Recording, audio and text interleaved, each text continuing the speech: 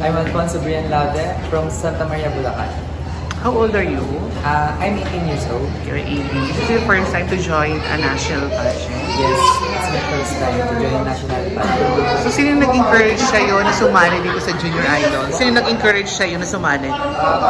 Yung kaibigan ko po na Mr. Team Bulacan.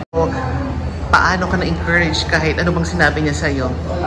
Sinabi niya yung mga pwedeng makuha opportunities pagka nasali ka or nanalo ka sa event na to. So, dinry kong dagdagan yung mga confidence ko para mas mapanalo or makapanalo.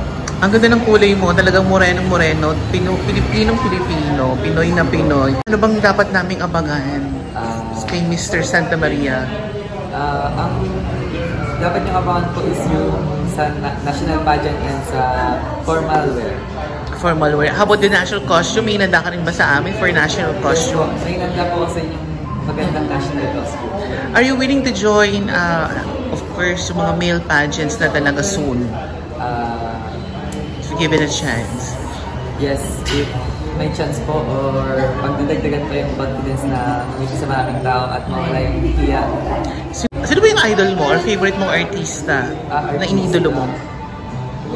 Mapalalaki, mapababae? Dingdong and Marian po talaga. I see. So, in the future, someday, why not give it a chance? Handa ka bang pasukin ang showbiz? If meron pong chance, siguro pwede po. Alright. So, invite mo naman yung ating mga viewers, followers to support your journey here. If you have a Facebook or Instagram para ma-follow ka nila. My Instagram po is all about Rian, and come and join us po sa Grand Coronation Night on February 25 at Antipolo Sports Hub. Alright. Thank you.